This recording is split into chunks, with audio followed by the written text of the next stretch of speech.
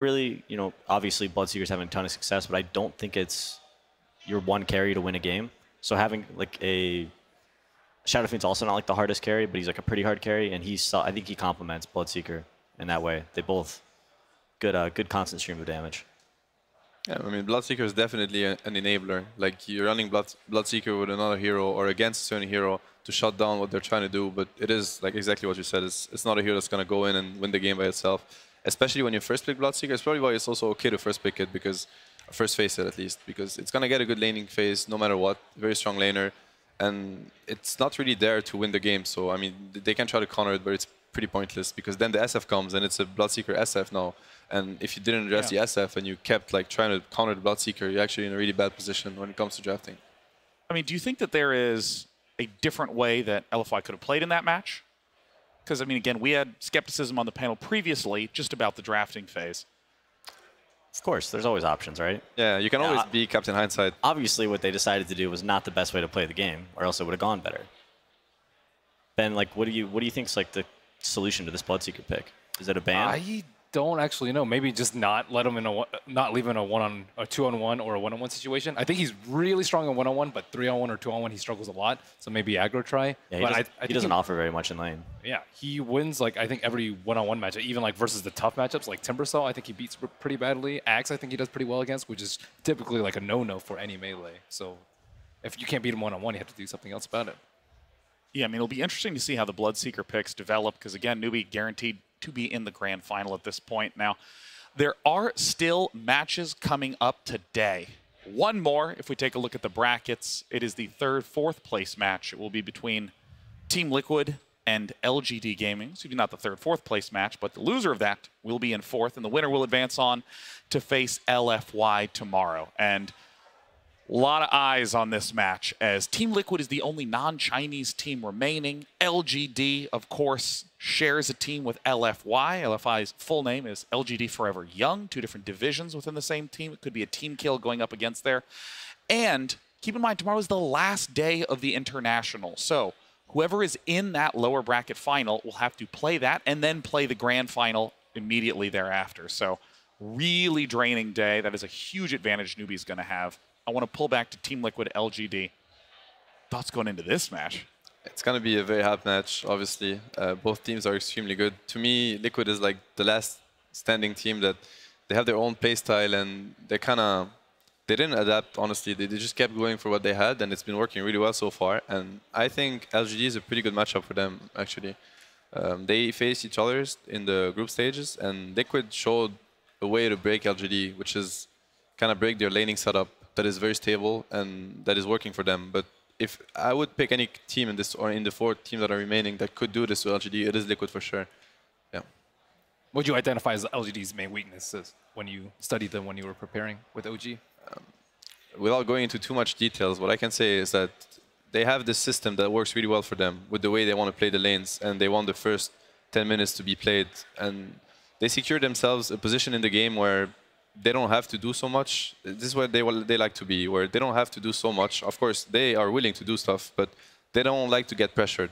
And the lane is what's going to get them to that point, right? The laning phase. If they crumble in the laning phase, then of course they don't get that game, even if the draft, they secure it drafting-wise. And they always tend to secure, they first pick Magnus, this type of first pick. So they're aiming for that. But if you break them during laning phase, which is what Liquid can do, and the game that they played against them, they crushed them, they had Whisper Baker, I think, and they were diving tier 2 towers 5 minutes in. And LGD never get where they wanted to get. They play some weaker supports, especially like they're like slower supports. They really like Rasta, who definitely needs a couple levels before he comes online. Yeah. Kunkka as well.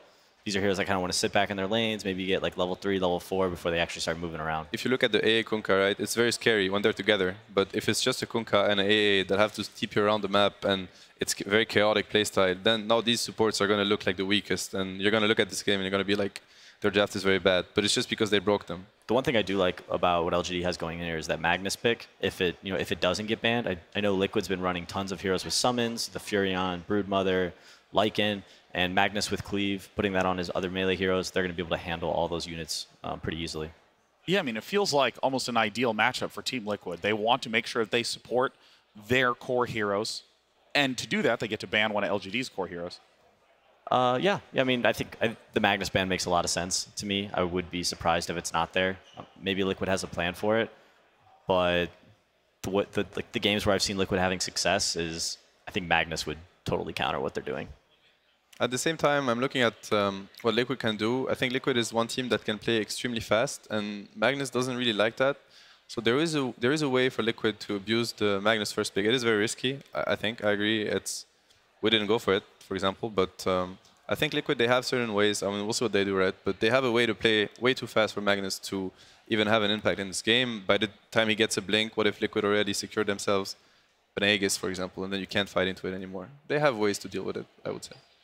Well, as this final match is getting set up for the day, in between the last matches, we had the costume competition, and now we have a little bit of a special treat before we get into that lower bracket match.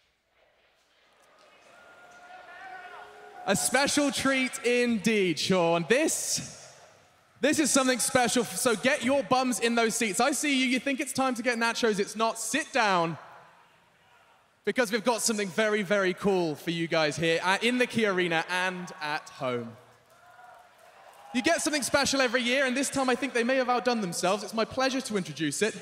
And so, ladies and gentlemen of Key Arena and at home, Dota fans around the world, it is time for a battle like no other.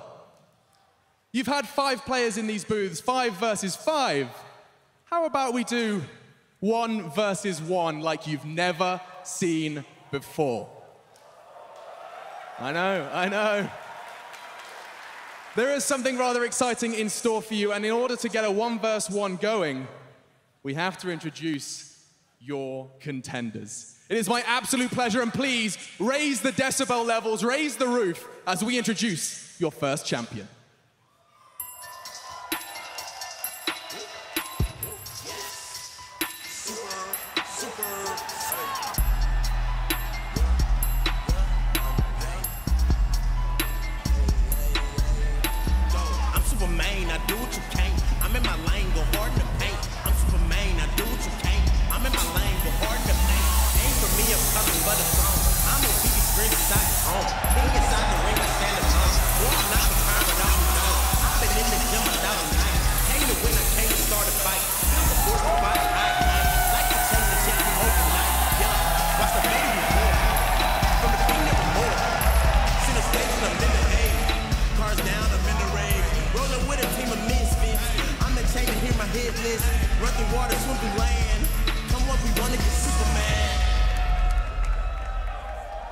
Ladies and gentlemen, give it up for Dendi!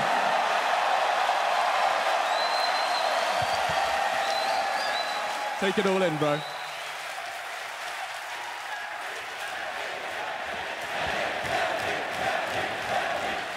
You've made every single international, and it would have been a shame not to make this one. One way or another, you stand on this stage. How you doing, dude?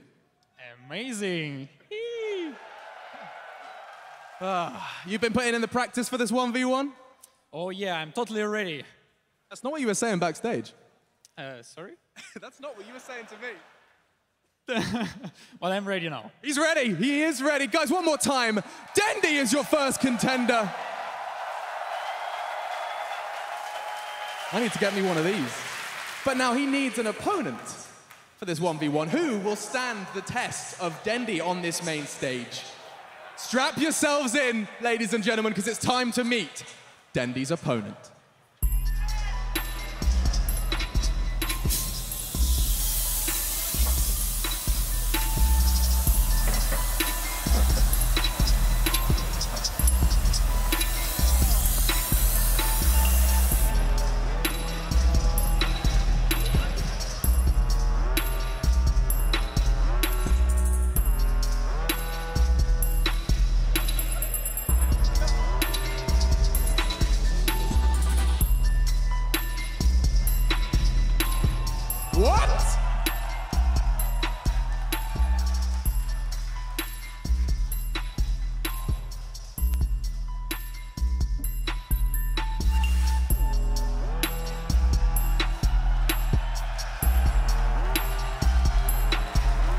Here we go. Hi, I'm Greg from OpenAI in San Francisco. We brought a 1v1 Shadow Fiend bot to this year's International to match up against the pros. This bot isn't like anything you've ever played against. We didn't program it to understand the rules of Dota. We just let it play lifetimes of 1v1 against itself and coached it on what we thought was good or bad. And now we want to see how it stacks up against the best players in the world. I'm Rafael, I'm with OpenAI. My name is Shimon. I'm Greg. Greg, hello. I run OpenAI. Would you like to play a game? We'd like you to try our bots. All right. So before you get started, just wanted to know, have you ever played against a Dota bot before? Are you kidding me? For 3 months, I played only against the bots. I have more in common with them than a normal Dota player. I don't know, maybe I tried it once just to see what it's like. Pretty much none at all, honestly. Have you ever played a bot in Dota? Yeah, sometimes when I just want to warm up. What do you think of them? They're pretty awful. How good do you need to be to defeat the bots? You don't have to be great. Could you imagine a bot that's actually better than the best players? No. So do you think you can beat it? My confidence says yes, but then my belief in science says no. Hopefully my confidence wins here. Finn, do you think you're gonna win? Yeah. Ready. Okay, let's do this. Play some Dota 2. Rules, no bottle, no neutrals, no runes, no raindrops, no shrines, no soul rings. So if I get first blood, it's just over? 2 kills. It's just gonna be standard 1v1? Cool. Okay, good luck. The battle begins. God, this thing's gonna destroy me. The heck? Okay, we're already in trouble. Oh, this is fine, man. No, I don't think it is, dude. Oh, good lord. Holy sh... That was pretty fast. Oh, shit. Damn. So it's just impossible to kill it. Fairy fires. Okay, he's ignoring the fairy fires. The bot is good. The bot is better than I could have ever imagined. It's like playing against a smarter version of me. The not being able to kill him fired is so annoying. Oh my god, he's so fast. No! Ooh. Seems a bit impossible. How long does it take to make? A couple of months. Yo, what'd you sign me up for? Do you think Dandy can beat it? Now? I think Dandy would lose pretty hard to it. Good luck, Dandy. Good luck, Dandy. Good luck, Dandy. You're gonna need it. You think he's got a shot? No. Oh, man. It really doesn't make sense. Dendi, you've heard about it. Now you're going to be playing against it. Can you comprehend the idea of a bot being better than you? I don't want to do it, please. I don't want to believe it. I hope I can beat it. Come on, it's just a bot. He's in game, it's just a bot. I am joined, let's get the introductions out of the way. I'm joined by 2 guys from OpenAI, a 10-man team who have been working on this. We have Greg and Jakub. Now, guys, I'm going to ask you a question here, and it's very simple. You've been working throughout the whole week, getting some of the pros in we saw on the screen. Does Dendi have a chance versus your AI? There's always a chance. Okay. We'll be talking more about how on earth this has come to be, but first, I want to get this first game underway. Jakub, let's hold on to our horses and let's see what you've got, Dendi. Oh, okay. Let's go. The rules, Shadow Fiend, 1v1 mid. No bottle, no runes, no neutrals, no raindrops, no shrines, no soul ring. 2 kills or a tower, Dendi. That's not hard, right?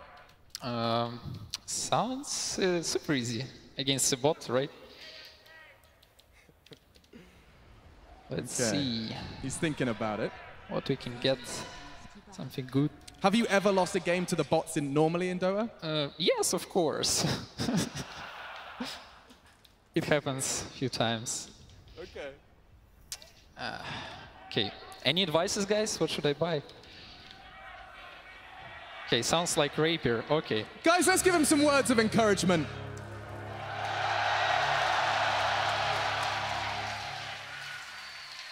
Did you ever think, as a Dota fan, Jakub, you'd be wanting Dendi to lose? Oh, no. I'm joking. He's not a villain. I'm joking. Here we go.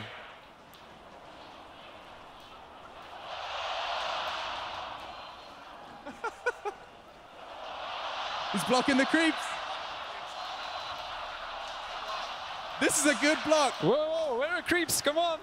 Bot, give me creeps. No way. Woo.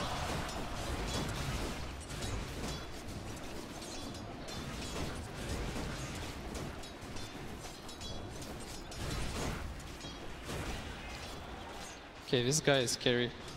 I need to bring Flask already.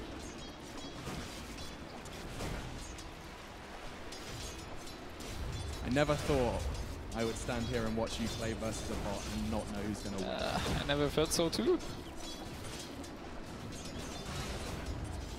This guy is scary.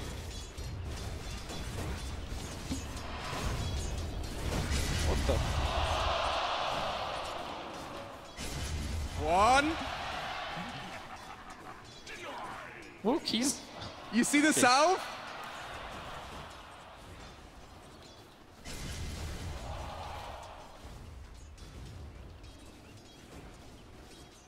He's scary. He's dominating. Are you scared of a bot here? Oh! Did it just fake him out? It definitely does that. He's close That's to a level human 3. I think thing. he's getting level 3 faster than me. That's not good. Let's play it out safe. Whoa, whoa, whoa. Take it easy. I need to do this range creep to die. He's denying. Okay. Okay. And another fast. And some stats. This guy is scary. Oh my god. How's he doing so far? Not Doing good. pretty well. No I way. think the bot is also a strong contender. Could go either way still. Just to clarify, this bot has beaten Sumail. This bot has beaten Sumail multiple times. No pressure. How about Arteezy? Oh. How did he do? 10-0. You have 10 No tries. pressure.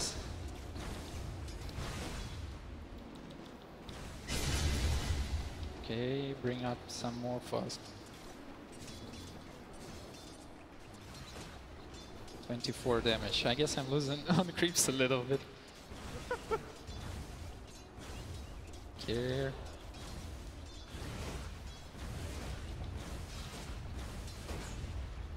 Let's play it out safe. Hey, tanking.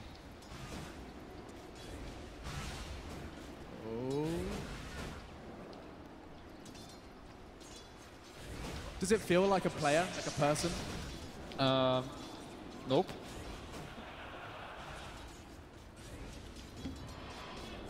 Okay, please stop bullying me. Okay, he's almost out of mana, but he have mango. Sneaky bot. He's going in. I'm dead. Oh! And he have an armor flask and an up magic one. Well Okay. played. Well played.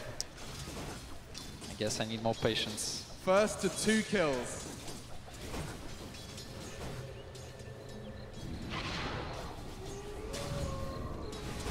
Okay, how do I get souls now? Don't touch me.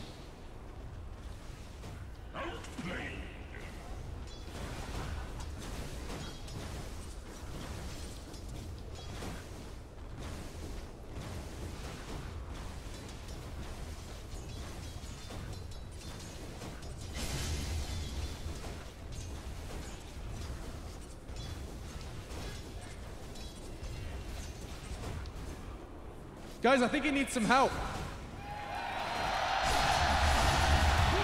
Okay. Thank you for GG! Okay.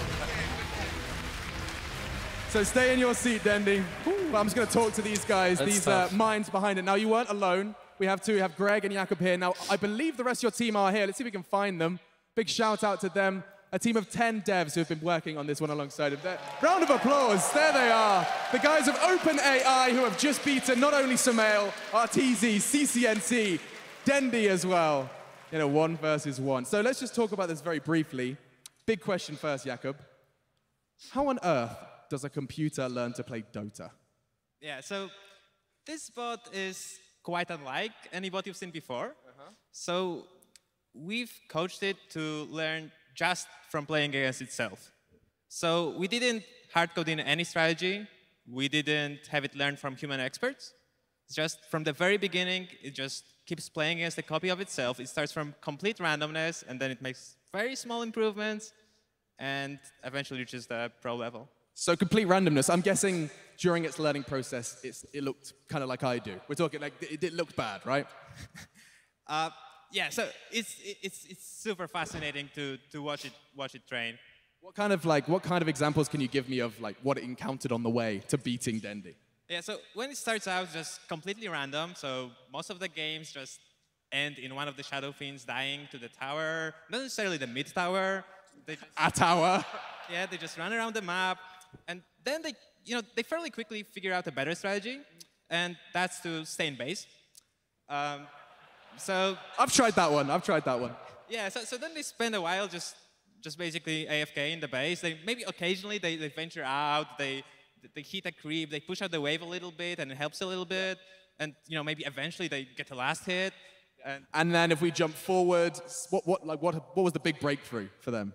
So it's hard to say there is a particular big breakthrough. It's a series of small improvements. So they reach the level of casual players, and they learn to play aggressively, and then they learn to bait. Then you know all about that, don't you, Dendi? I know a strategy for my next game. Like you said, FAK on base, good stuff. It's hard for us to hear you, but I do agree that this is kind of ridiculous concept to kind of get our heads around. Now, final question, because I know you're ready for game 2, right? Yeah? Okay, final question, and I have to ask this one, is, like, I have to ask because I'm not quite sure how to understand, how to comprehend this. These are pro players. These are human brains. So you're just telling me this robot has failed so many times, it's actually better than professional Dota players? It's played for really lifetimes of experience. And it's played so many games of Dota. It's explored many different strategies, learned to bait, learned to exploit other people who bait. And it's just played far more into the strategy space than any human has. So it turns out robots don't eat, sleep, and they just play Dota 24 hours a day. Dendi, let's see if you can do it a second time. Let's go.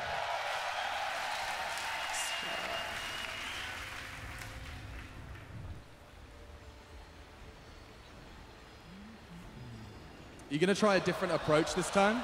Oh! Talk us through your thought process. What are you thinking? What's the plan? I'm planning to push creep wave because 1v1 is a little bit different compared to 5v5. In 1v1 you can push, so you get level 2, level 3 faster compared to 5v5 where you can't really push because someone can gank you, come from behind whatsoever. So it's a little bit different game.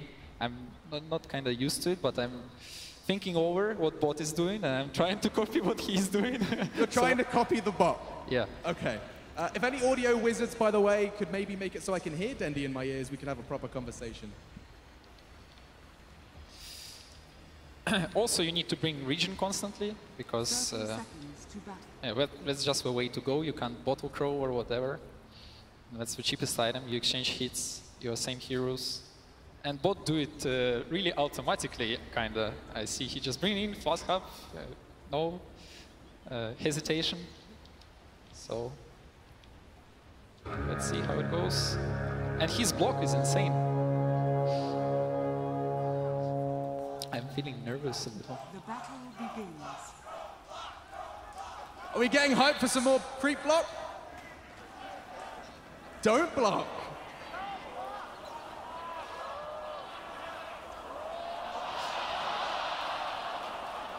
Let's see what bot do if you miss a block. Interesting.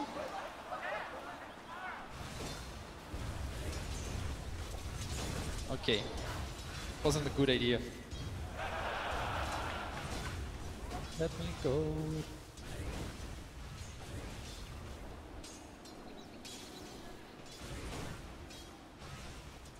Ooh. He's level 2 already, and that's not cool. He's fast level 2.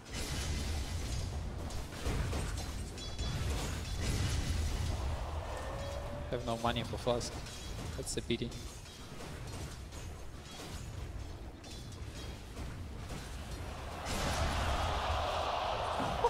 Look, he used it instantly. There's no time. Okay, I'm dead. No, no, no, no, no. Oh, no, no, no! No! I can hear you now, Dendi. We can talk. Okay, I give up. You giving up? Yeah. I don't think I'm gaining it back. Greg, is that something other players have done as well? I've seen this quite a lot this week. Okay, so would you want to do like best 2 out of 5 or you're out of here? The hands are shaking. Dendi, are you giving up? Yep, he's too strong, but I need more time, I guess. Okay. If I play it a lot of times, maybe I find out how to do it. But Okay, right so now, let's just kind of talk me through what it feels like to play against a bot. I see what it kind of uses as any small hole you let him, like your play, he instantly uses it. He does not hesitate. So yeah, it's pretty cool.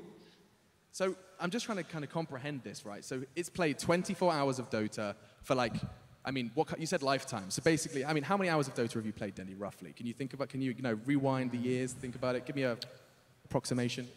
Maybe a few days here and there. A few days.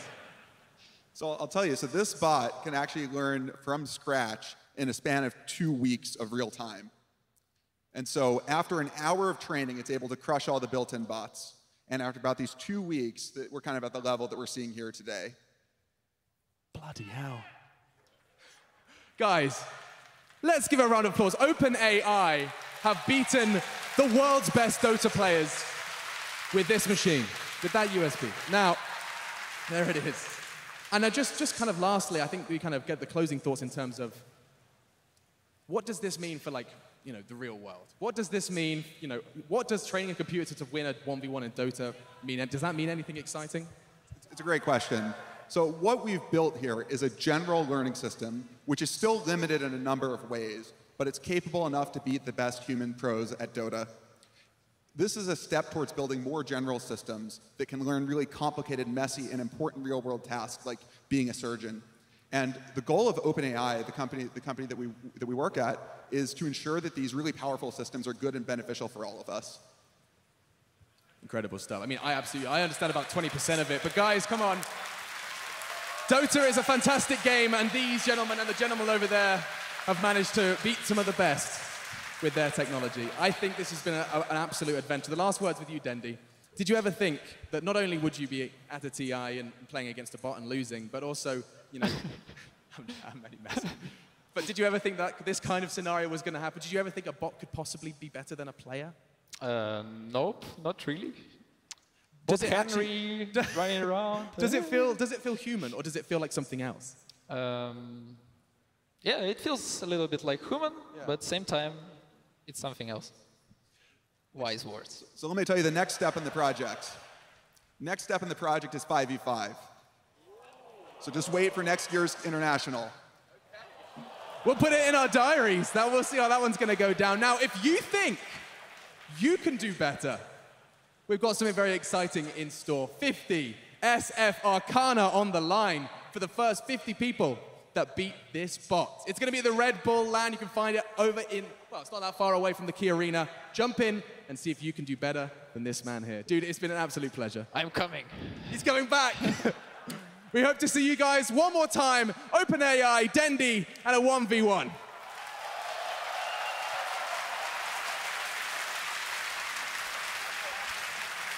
Thank you, Machine Denny, and of course, thank you, OpenAI. I'm honestly really excited for the opportunity to get my hands on it and practice with this sort of thing, because I think one of the toughest things about trying to learn Dota is that you don't wind up in the same situations a lot of the time. And the idea that you could practice a whole bunch of times just in laning against the bot would be really nice for training. And I mean, that said, this bot is very limited in what it's doing there. No bottle, no raindrops, not the full expanse, but I still think getting good at Dota is about learning those individual pieces and kind of layering them together. Also, poor Dendi. I mean, that was amazing to see, and the bot is playing the lane like perfectly. It got me to think. I think you don't want to aim to win. Actually, you might try to aim to break the bot, like break what it's trying to do some really random stuff. Like I thought about what if you take his wave between his towers, you take it between your towers. Like how is he gonna react? Like I like what Dendi did. Is like trying to not block. This type of mindset where you're just trying to throw it out of whatever he's learned, if it's possible. If it's not, then I don't know. I mean, it doesn't matter because it just knows you're not blocking. It takes every piece of information that you're presenting it, and it's reacting instantly. So it's, I mean, I heard PyCat beat it like once, but then then it got better, so then it never lost again. I don't know. All knowledge it's eventually comes from PyCat. It's definitely cool, but I think one cool thing. Sorry, I'm a hater. I think one cool thing that he said was like it took an hour to beat casual bots, and then it took 2 weeks for it to get to the level of building or beating pros, and that's like 300 hours relative to 1 hour. So that just tells you the amount of time that actually needs to become to the level of pro player. Whereas it's pretty easy to beat a casual bot, but I mean, becoming a pro is really difficult. It's spooky though. It's just so spooky to see it. It like animation canceled. Well, you heard this So just sick. the beginning, right? Technology is changing our world very, very quickly. I know. We're all going to be out of jobs, man. They're going to get bot hosts, bot panelists. Now watch them. Bot coaches. They're doing so much better than the other analysts and hosts could do. And I'm just sitting there like, Don't worry, Donald Trump will help us. Oh, careful, careful. We're going to stick to Dota. Next team's coming out. It's going to be the elimination match. It's going to be Team Liquid versus LGD. We've been talking about this match quite a bit. It is the last non-Chinese team, Team Liquid, going up against the superstars LGD. Let's bring out the boys in blue, Team Liquid.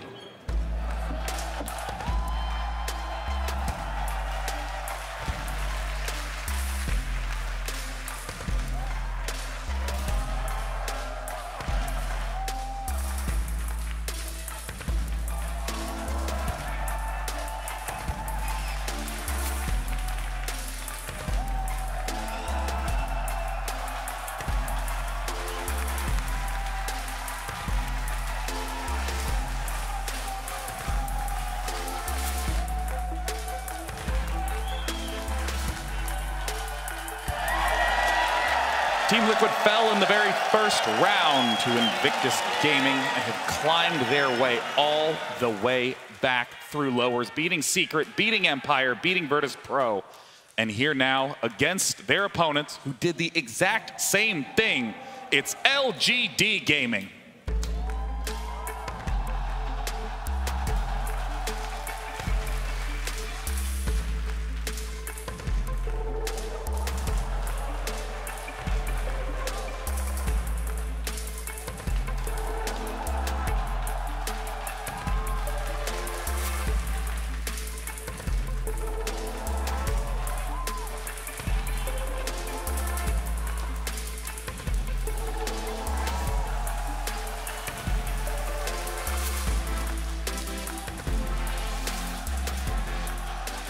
LGD fell first round of winners to Virtus Pro and then came back beating Digital Chaos, OG, and Invictus to be here in top 4.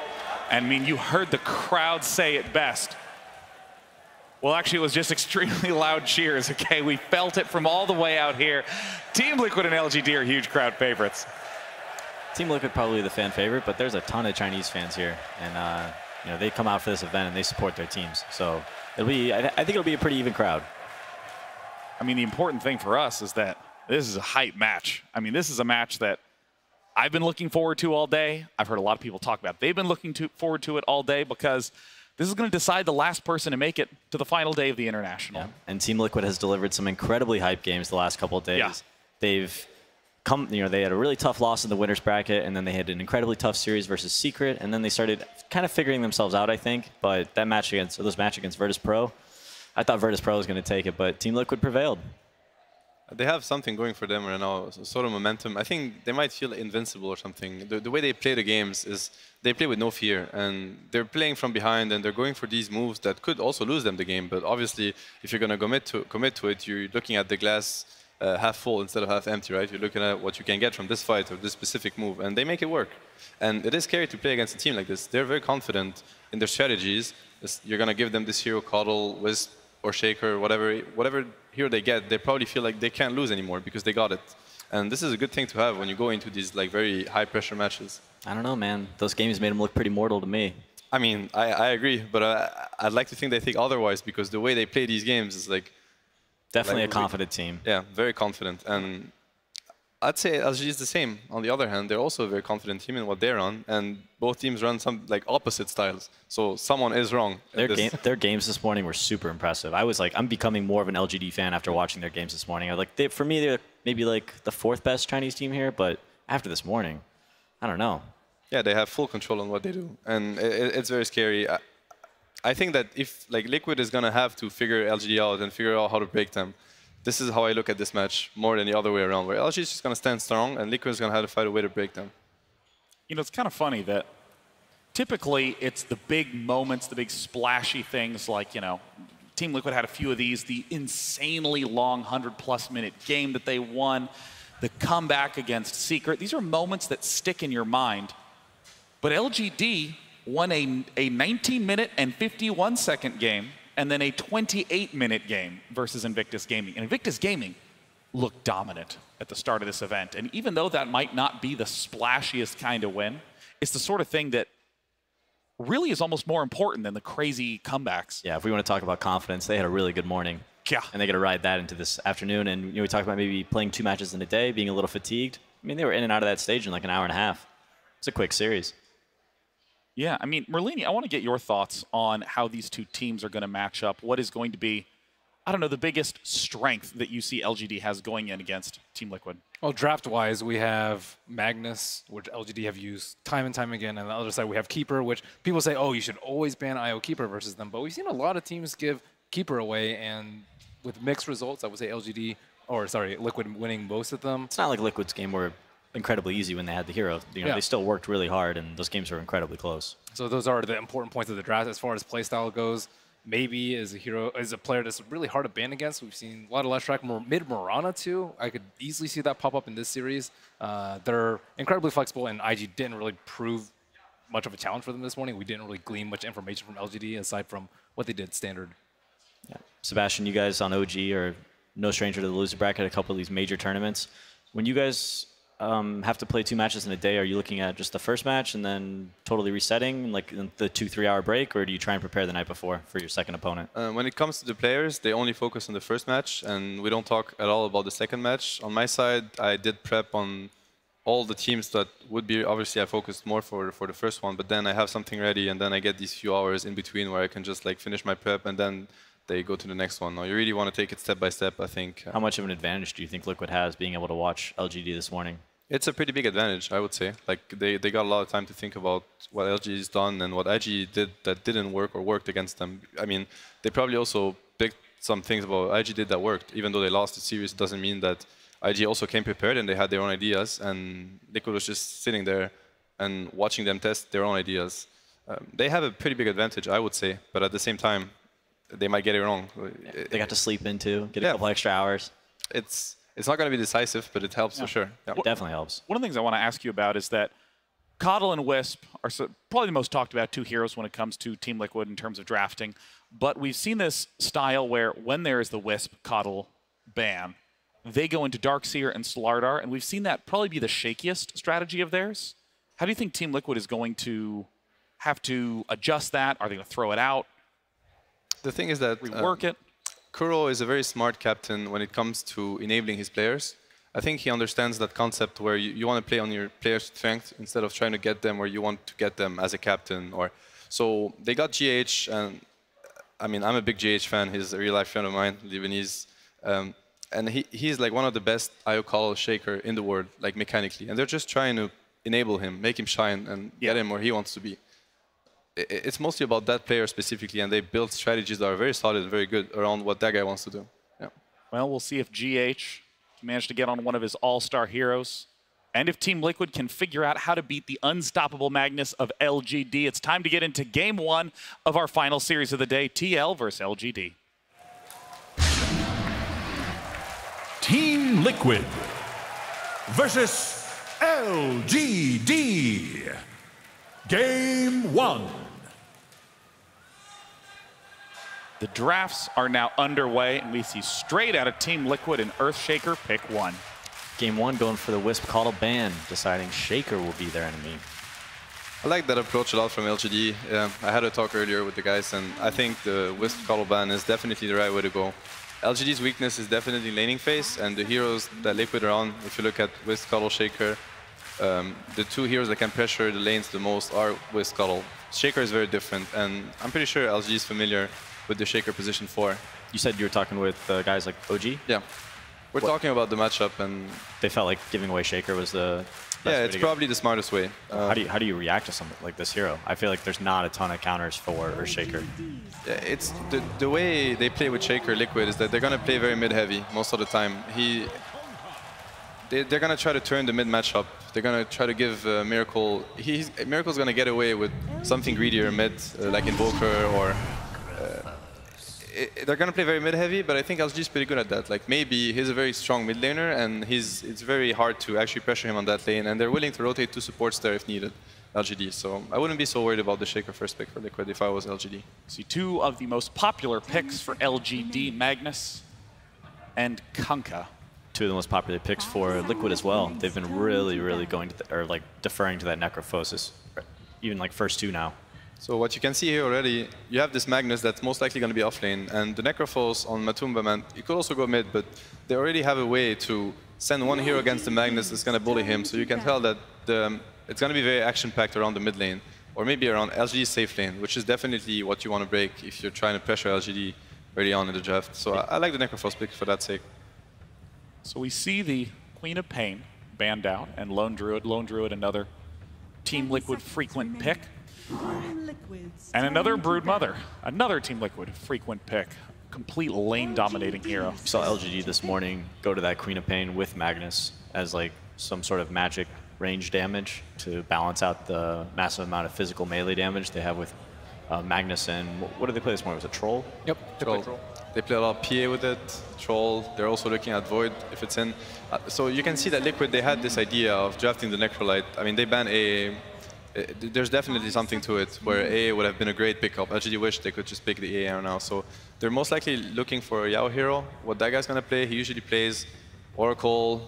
What is he looking at also? They pick all of themselves. Shadow Shaman. Yeah, they're looking at these heroes right now, like safe lane secure heroes.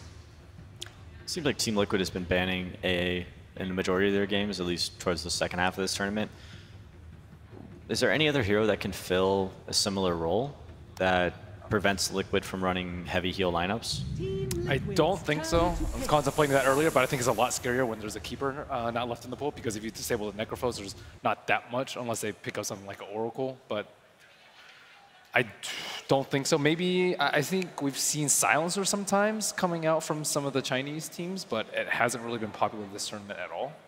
LGD sticking to their guns. I imagine both teams are just going to pick exactly what they've been picking this entire tournament and just see how they clash in game 1. Rasta for Yao. He's played this hero a bunch of times. I mean, LGD is definitely very happy with the heroes they're able to get this series.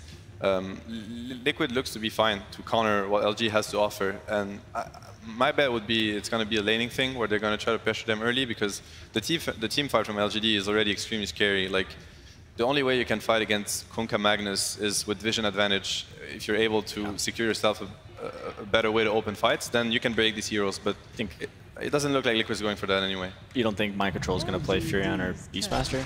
I think it's a pretty good, yeah, Beastmaster would be a great hero to play against LGD. It's one of my favorites to also counter the Magnus. It's definitely very effective where you can play around vision, play around Magnus never getting RPs, and obviously taking objectives faster and play around Magnus' weaknesses. It's a pretty slow hero, and when he has RP cooldown, he doesn't bring much to the game, and you can just like pretty much. What's the interaction with Cleave and Armor again?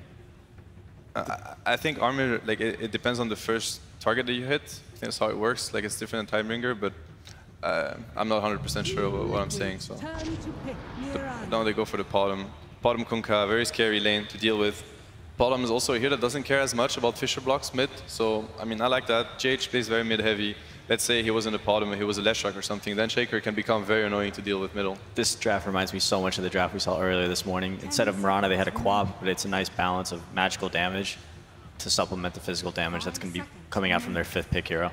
They're definitely addressing the Shaker laning-wise. And I mean, JH is incredibly good at finding these Fisher blocks and having huge impact on that roaming Shaker. I'm sure he'll still manage to get something done. For sure. I mean, he's playing this match for a reason. Definitely one of the best Shakers in this tournament. The way he plays it is just amazing. He just buys boots, runs around, grabs all the bounty runes, plays in fog. You never really know where he is, and then all of a sudden a Fissure is blocking you off from your lane. Yeah, always right place, right time. I mean, I'm not exactly sure. The Lich pick is definitely a good pick against LGD. It is they tend to try lane a lot and making sure that they're going to secure Amis farm or Ames farm, not sure how to spell his nickname, but anyway, the Lich makes their style very dangerous because if you try lane against a Lich and you're not able to get kills, you're going to find yourselves in like deep troubles. We've seen a couple teams really trying to combat this Lich in their early laning phase with heavy roamers. Already seeing Kunkka and Shadow Shaman from LGD, these are not traditional roaming heroes. So Lich might be able to have a huge impact on the early laning phase. Yeah, it's a very clever pick from Liquid. I like it a lot, laning-wise. They're very focused on laning. They have this Necrophos that no one's going to be able to contest. They have the Lich that is going to make LGD's try lane very weak. And the Shaker, I mean, the purpose was mainly to pressure mid. He doesn't have to stay there, because obviously the bottom pick was pretty smart, but Liquid is definitely taking the laning path, which is how they can break LGD. Oh, a Morphling. So it's looking like most likely a dual lane mid with Lich and Morphling. Yeah, it could definitely be that. Morphling, great hero against Mag in general. He counters most of the melee carries. Like, he's usually very good against all the Jogs and the Trolls, like the Replicate. Obviously, he doesn't care as much about RP, he cares about silences. And like heavy burst, RP is not so problematic for Morphling. What kind of melee hero do we think, or Ben, what do you think, be on some sort of melee hero for LGD? It's really tough versus Morphling. You really don't want to take it late. Most of the melee heroes get destroyed by him. We do Juggernaut, Anti-Mage. Both pretty tough. And I don't think they can also lane out the Shaker with it. Like, if you have a really good laner versus Shaker, you're not going to be able to handle the Morphling late game and vice versa. Well, they got to pick something. Yeah, I'm trying to think of Ame's heroes. You mentioned the PA that he picks a lot. Yeah, they did a lot of Magnus PA, but it doesn't look like a very good PA game to me, to be honest. With Lich Armor in there and a Shaker to mess you up when you go in melee range. It's a bit scary. Chaos Knight, maybe? Yeah, they did some CK, they did some PA. There's the Anti-Mage that they don't mind going for it. I think it can fit here. I mean, we'll see, obviously, if they want to go for it. It is a decent matchup against Morphling, but it just depends how good of a game they get. Morphling can also be a great hero against AM.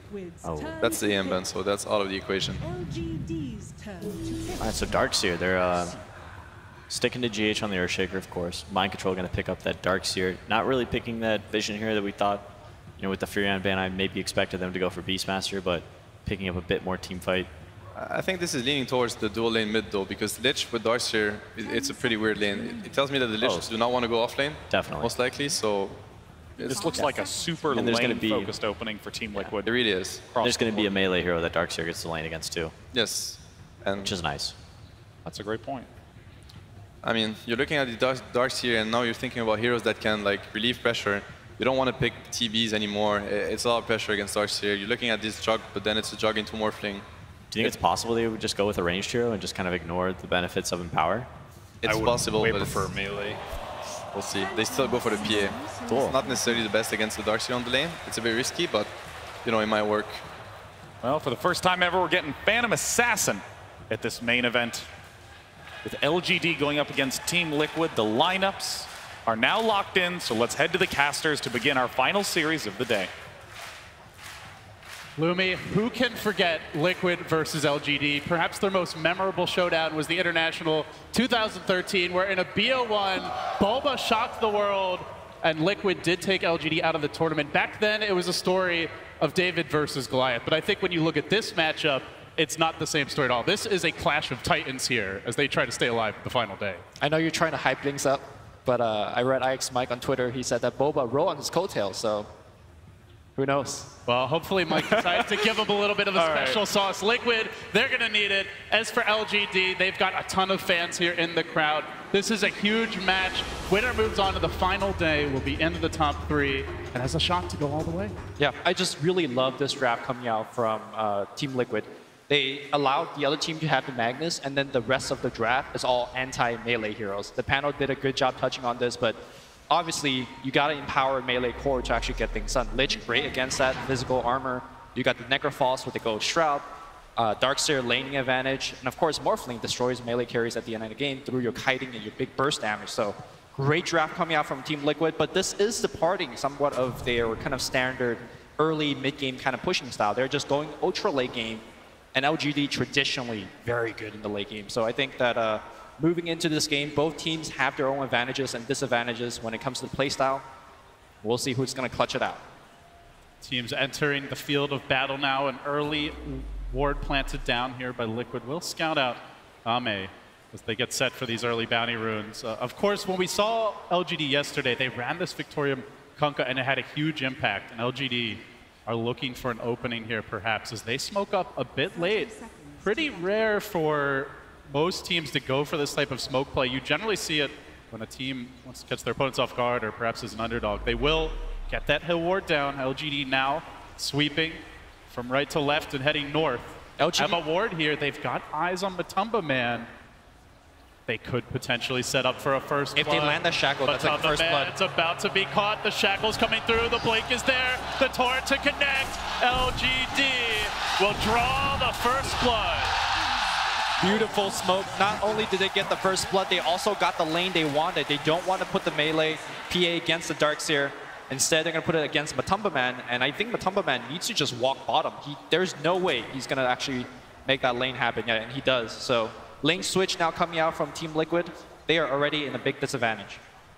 Yeah, if you ever have to get into a lane swap war, you want to be the team that moves first, especially as the lanes do start off here. So LGD going to be happy with that. They also got 3 bounty runes. All things looking up for them in the very early moments. We'll see GH coming in. They know that middle laning. They know he skilled up the arrow. Exactly, yeah. They could try for an early first blood play, but also KuroKy, no Frost Blast, so perhaps not just yet. No waveform either. Level 1 here from Team Liquid is actually quite weak. And seems like just a little zoning then from GH. Yeah. Maybe looking to punish, maybe if he gets out too far. So with the way the lanes have shaken out now, we see Matumba Man go down bottom. They're going to potentially try to set up here Mind Control in the top lane. They make their move. The Shackle's coming through. Torrent to connect. Darkseer in danger. Not yet level 2. It's going to be a second kill for LGD. But while that was happening, Liquid struck back in the middle lane. They do take Maybe down. So 2-1 across the board. Normally, Kunkka is really considered as a weak laning hero, but you can see that the Shadow Shaman is definitely enabling him. Shackle does a ton of damage, and then the follow with Torrent, you're looking at like 3 to 4 seconds of chain stun, and not many heroes will be able to survive that in this stage of the game. They've identified a weakness here in the LGD Vision game. There is no ward towards the bottom half of the map. They might be able to set up on 11 after making that play mid. He's very low in the trees, and GH gives him a quick thwack, but won't pursue further. Matumba Man a bit slow as a follow-up hero. So it looks like LGD are going to settle down in their own right. They rotate off of the offensive tri-lane, leaving just Ame on his own here, top Lumi. Mind Control seeing that now the supports have rotated to the bottom. After seeing Yao porting to the bottom, then the Darkseer feels a little bit safe to walk to the top. But he always has to react where Yao is. If Yao disappears off the map, then the Darkseer also has to do so, because he's going to just die to Shackle Torrent again. So Liquid do continue to rotate. They're now going to leave that Shaker down in the bottom lane. Mind Control still in his own. It's LGD coming up top, and they actually get the connection here on the Torrent. Mind Control does have the Surge available, but there may be There's X in play, so he's just trying to hoof it back, and as he moves, he gets around the tree line, but LGD were ready to get a follow-up Torrent. Damage coming through. They might net yet another kill. Indeed, they do. Taking the Darkseer down. Liquid are struggling to deal with this Victoria Kunkka early on, Lumi. It's been such a high impact hero through them throughout the event. Perhaps his best support. And we're seeing the weaknesses of the Liquid draft in terms of lane. We're going to see a Shackle coming through. There is a Skewer back where can he actually make it work? Torrent is going to hit Skewer back right into the tower. Matumba Man's going to take a hit or two. Victoria on a killing spree. Wow. GH looking for the save there, actually cut off any chance of retreat with that fissure. And LGD, every rotation working out thus far. As far as the lanes go, CS looking relatively even here with Miracle, a bit of an edge early mid, but elsewhere the core is relatively on the same pace. So we do see Victoria now setting up on GH bottom, X in, just some harassment from him. They're settling into a tri-lane of their own. They might even send 11 up top, leave him 1v1 against the Darkseers. They're going to have a fish. Torrent connects. Matumba Man could be in danger. They can't afford to lose him again. He gets body blocked a little bit, tries to make it back to the trees, but the long-range Shackles. Yao, no mercy. 11 neither, and they might get a goal. LGD, got to run now. 11 low, being pursued out. KuroKy, can he finish him up? They get one. They'd love to get 11-2. The cooldown lacking. The mana also on GH as 11 TPs out, barely escaping. So LGD, they do go for the lane swap, but first, they set up that additional kill bottom. Yeah, the Team Liquid strategy is just basically power farm Miracle in the mid lane with the Lich and Morphling. And granted, he is doing great, but they're paying a lot from these other lanes. The Lich now also forced to TP to other lanes to help out the lanes. I think LD, every time we cast a Lich game, this always seems to happen. The Lich is just feeling so much pressure on the other side of the map, and he's forced to help out. This Lich, though, getting his early experience. Kuroki is level 4. He's participated, in fact, secured 2 of their kills. So definitely not struggling the way some of those other Liches were. His rotations have mostly paid off. Definitely, but it's not game plan A, right? Like, this is more of like... It's an excellent execution of plan B. Right. At least for now. They're going to bring a third hero in mid, and they set up on Mr. Miracle. Already he's got the 2 points and Morph. He's a pretty difficult kill. LGD, I'm sure they want to go for this. Oh, they might try. He waved in. Now an opening. Maybe he's going to pounce. Shackle's connecting. He's low on mana. Torrent's there as well. Where's the support? GH coming. It's too late. Miracle down again. LGD continue to rack up the kills. The most impressive thing about LGD is that they always make these kind of double support rotations. You know, once they get level 2, once they get level 3, they always double smoke up and then just go for a gank. It's so hard and so dangerous to play against this playstyle, even if you know about it, because which lane are they going to go to? Is it mid, top, or bottom? And Miracle, not paying respect to that ganking pattern, is going to pay for it. Still farming quite well here in the middle lane as Liquid continue to roam GH around, but over towards mid, you can see Miracle getting bullied a little bit. Kuro keeps him in fighting shape, at least for now. So the lane do-si-do continues. Liquid just constantly shuffling these lanes up. LGD moving a lot, but more going for active kills. Seems like Liquid is largely in reaction mode for the time being. In fact, I don't think Team Liquid, every time they went for a kill, or rather, sorry, if LGD went for a kill, I don't think they ever missed a kill, right? They're just converting every single time. And now that mid lane I said that was doing well for Miracle, the Mirana is actually doing quite well despite laning against the Lich. So you can make an argument that LGD is winning all 3 lane at this point. A very, very rough start. If they are, it's a very mild advantage for now as the Torrent comes in and clip Miracle. It's only 1,000 gold advantage now. Of course, they do have Empower. They have a potential Turbo Farmer. And maybe he's going to tank a waveform here. Liquid's looking for a setup here with the Fissure, perhaps. They're going to lead with an X. Torrent as well, but it's GH from the Fog, who will interrupt, forcing them back on their heels. Very good Fissure. That was going to be X right into an arrow that maybe was lining up, which would have definitely given them a kill. So what's next, Lumi? We've seen a lot of the pick-off potential. You've got a Magnus PA on one side who can certainly clear those stacks. What are the team's game plans heading towards the mid-game now? For LGD, it's going to be applying pressure to Team Liquid. Team Liquid, despite only losing about, in terms of 1,000 gold in net worth, they take a while to come online. So there's a lot of time for LGD to apply the pressure. Shaman, one of the best hero to do so early on, thanks to his level 6. And of course, Kunkka is going to be leading a ton of ganks with the X-Torn Bolt combination. And then you have cores like Mirana and PA. You don't need too many items on these cores to actually begin actively fighting. So the pressure is going to come online in about 5 minutes, probably even before that. And basically, Team Liquid just have to take it on the chin for a bit. And one of the things we have talked about over the course of this tournament, we saw it come up a few times today, is how many ways teams have to initiate fights. And at least in this early stage, it feels like LGD have a lot more options. They can lead with the Moonlight Shadow. They can set up with an X-Torrent. They can even just fire an arrow and hope that it connects. You've got, not to mention, the Shackles, the Hex, even the Blink RP later. Whereas Liquid, it does feel like they need the Blink Daggers or they need a really good smoke to get on top of heroes with the Shaker into like a vacuum echo or something along those lines. So LGD with more tools to start the fights. Yeah, what you're describing is the ease of execution, right? Like, a lot of things have to go correctly for Team Liquid, whereas, LGD could even just fire off a Stifling Dagger into an X, into an arrow. They could chain it very freely. Here's a good start. It's an invis Shaker with the Ion Shell. Did they notice that? He burned away for just a split second there. It's actually a dire scan coming out to make sure nobody's sneaking around. As Liquid potentially looking to dive this tower, but it's a risky go. PA with the phase boots already picked up, so they're going to send GH back to the jungle. They are trying to farm these enemy stacks. For now, those carries getting good farm. PA and Morphling neck and neck. But it's just this Magnus Lumi. Look how much he's getting. 3,300 net worth on 11. This is an incredible start for a Magnus. By the way, I do want to point out that Dire's scan that was used on the bottom lane, it looked a little bit awkward. They were scanning right on top of themselves. What Team Liquid was worried was for a Moonlight Shadow initiation. All 5 heroes or LGD was missing off the map as a scan popped out, and they were just afraid that they were right on top of them. Maybe gonna repel him back. Oh, he is tanking the Starstorm here now, maybe being held in position That for the arrow? time being. He has the leap back, the arrow forward. Good dodge by Miracle, steps away, forces him on his heels. He's for now, and we do see a wrap around the Shaman potentially. Just looks like a ward being planted for now by Yao. Still no level 6 on the Shaman, nor on the Kunkka. All supports about to score their big ults. And then things could really accelerate. Yeah, Toma's coming up as well, so I imagine Shaman might pick it up, although Kunkka also wants level 6, so we'll see where it goes to.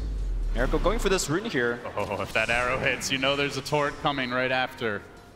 But might not be enough to kill the Morphling anyway.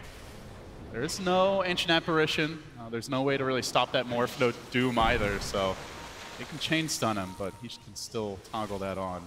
GH going for this bounty rune. Nice victory for the Totem. They'll snag the bounty, rotate on towards the bottom lane. They have sent the Darkseer back to the jungle.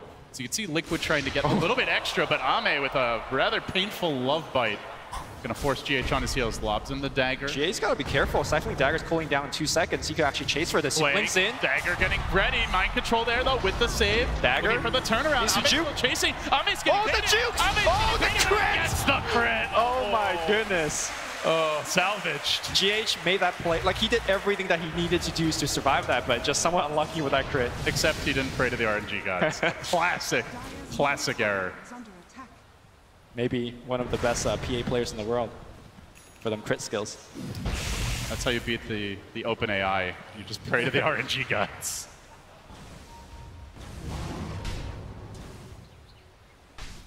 So LGD, I can't believe how much this Magnus is getting. This might be the best start 11 has had this tournament. Already blinked, he was gonna go for an Iron Talon. He's like, you know what, I don't need it. I'm just going straight for the blink. Already 1,600 gold on a mag, even stealing creeps now from Matumba Man. I think this is going to be a fight here. X Stealer to start, RP to follow, now the turret coming through.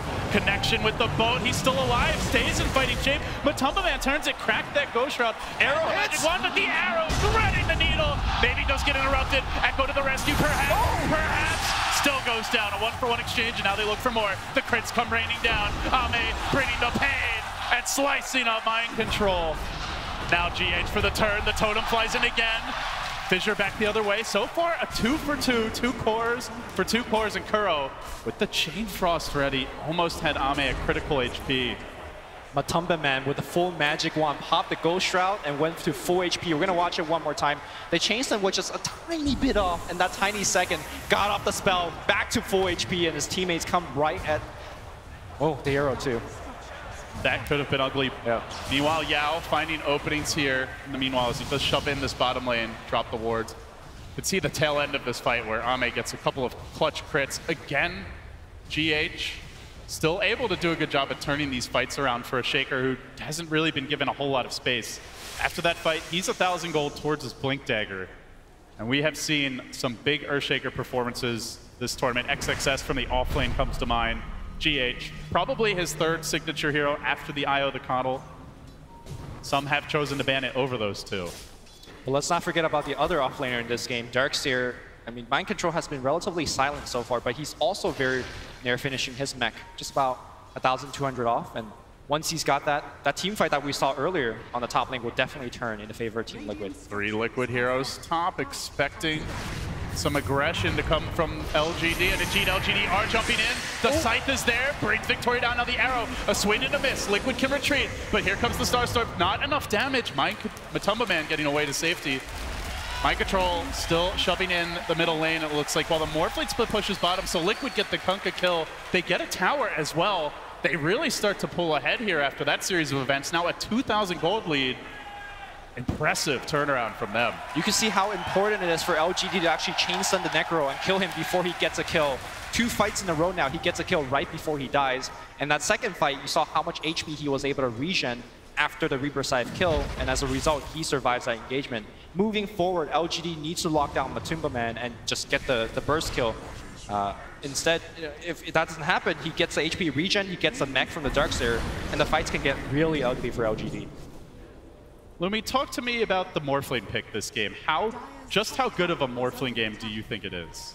Well, there's not any inherent silences. You know, the Morphling game that we saw previously, sure, you got the Strength Morph, but then you're silenced throughout all of that spell. So Miracle, to me, he is going to be able to Strength Morph even through all of the disables that LG have.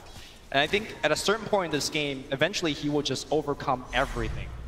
He will be able to even kill the PA quite easily, in my opinion, depending on the item selection that he goes for. Speaking of said PA, already one Mithril Hammer picked up for Ame is going to be rushing the Deso. Of course, does have the Empower to fall back on some Turbo Farm in the mid-game. LGD smoking up, looking to make a play here. They do have the Shaman wards ready again, but Miracle lurks in the tree line. He's going to send an illusion out to the lane. Will this bait LGD in? Are they going to fall for it? Good micro, and now they commit. In goes the dagger, X, Torrent, both. Psych. Miracle giggles from the trees. The arrow came crashing rather close to his real hero, but now the turnaround. Liquid know that without that boat, LGD are a bit vulnerable. They want to get out of here, but will they get out of here quickly enough? Yao could be cut off. Kuroki streaming in. Doesn't seem like they know Yao's taking the walk of shame back home. LGD quick to respond, though. They have to blink on the Magnus, and now they're looking for the top lane. GH, how quick will his reactions be? Will LGD get the jump? They're going to move in, but it is nighttime, and just calmly lumbering past GH is not scouted here by Victoria. He gets away to safety, and meanwhile, Liquid. They found Yao in the mid lane. Reaper Scythe. An insta Reaper Scythe. Off with your head, says Matumba Man. Liquid finding a nice kill. I really like the way that Matumba Man has played this game so far. Every time his Reaper Scythe has come off cooldown, he's actively looking to use it. He's not really playing the one here. That position goes to Miracle. Miracle is going to be the ultimate carry of the game. And Necrofalls, even though you don't make too many rotations, standard game of Necro, this game he is, because he needs to create the space for the heavier farmer, the Morphling. He's gone for the Veil. Excellent pickup for the mid-game burst, and they certainly have the magic damage to follow this up, even later, should Miracle opt for that Ethereal Blade build. As he does continue to muscle down this tower in the bottom lane. Quick replicate away, back to the river and away to safety. Meanwhile, Victoria having a bit of a fish here. They found Kuro in the trees. Arrow comes through. Starstorm to follow up. She stays alive. Chain Frost to bounce, and PH hits not enough damage. They will get out, at least for now, and potentially Mind Control in danger. Ame daggering forward, has to beware the Shaker. The Dust getting popped out, pulled back in. Fissure is there and shuts down Victoria on the high ground. Now, Miracle looking for more. Chasing after maybe. Diving him deep. Diving him deep. Misses uphill, and he still commits. He's got a wave form ready, but the crit comes out. Miracle may overextend here. Wave just gets him. Now TP's away. Miracle's out of there. Huge play here coming out from Team Liquid. LGD is the team that's supposed to bring their aggression. They have all their tools. They got the RP, they got the bow, and of course they got the Serpent Wards, but it's Team Liquid that's making all of these active smoke ganks up to your Ancients, up into your jungle, and all of a sudden GH has a Blink Dagger finish, 17 minutes. I think it's go time for Team Liquid. So crucial that he dodged that gank attempted by LGD. They wanted to deny this blink, slow it down. I guess you know who's in the lead right now. What a strong timing that Team Liquid has. Not only is that Blink Dagger finish, you got the mech on the Darkseer. He's going for a blink of his own. We're going to see some Wombo combo team playing. Blink, Vacuum, Blink, Echo. Oh, it's going to be beautiful.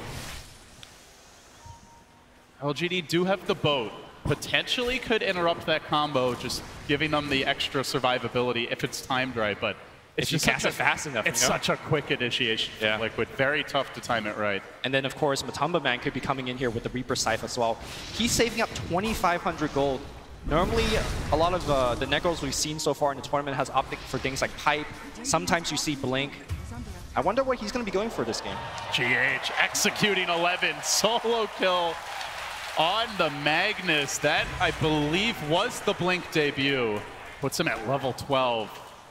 Well, that great start the Magnus had. He was once highest in net worth, second highest. He's now just barely ahead of the Shaker. GH stepping up on the big stage. Queuing up for that Eul Scepter. Very good item choice against Kunkka. You don't want to get X-Torrent comboed, so one of the easiest way to get out of it. Can be a good way to kite potentially as well. We're going to see a Dagon pickup on this Necro. So pure burst damage from Matumba. As they set up in, they dive on Ame. There's the Fissure. The Scythe coming through. The damage is there. Liquid get another one. The hits just keep on coming. And the most impressive thing about the Team Liquid performance so far is how easy they're making it look. You know, something that you brought up earlier, it's so easy for LGD to chain one disable into another. Liquid is working on Blink Fissure, and that's pretty much it. And despite of that, they're still making kills happen everywhere, and now they're going right into the Roshan. PA, no buyback. It, on paper, is a freebie for Liquid. We'll see if LGD dare contest. They lob in the arrow. They do get the stun of Mind Control here. But the Frost Armor keeping everyone Here comes very the Mag. durable. Mag is back. They lack the damage without the PA, I want to say, Lumi, but they may try for it regardless. We've seen so many clutch Roche fights. So many teams that have given their all around the pit, and the Roche drop. Arrow? It's gonna hit! It connects on the Morphling. That's not enough on its own. 11 tries to get in. Now the RP. The ward's gonna drop. The trap is sprung. Age is stolen by 11. Radiant take the fight. Can they take the win? Now Shackley Miracle, but he's still healthy. In the pit he stands. LGD are gonna lose another. Shaman down. They locked one in the corner, and they will slay the Kunkka. That's 3 in total. They lost their Aegis. They lost their Roche. But maybe an opening to take an objective now with the RP committed, the ward's down, and at least for 10 seconds here, the hero advantage. That was a definite LGD victory, right? Okay, PA still died. He died before the fight happened, so let's not count him in. You lost a Shadow Shaman and Kunkka, and you stole the Aegis. 11 still has the Aegis right now. That arrow hits, and it's go time for LGD. Perfect combination going in. He takes the Aegis, and they decide to take a fight, which perhaps was a curious decision there. Didn't actually end up working out, but they only lost your 5 and your 4. Great turn event here for LGD. Yeah, it's definitely a huge win for them. Liquid really want to have that Aegis on the Morphling so they could be sieging, maybe put it on the Necrophos, and he could just be tanking up in front. But now, mid lane, going again, the Scythe is there. Takes Same down. Same combo. Liquid keep on delivering just as soon as the PA respawns, tries to get back to farming. I really feel for him, man. He's down again.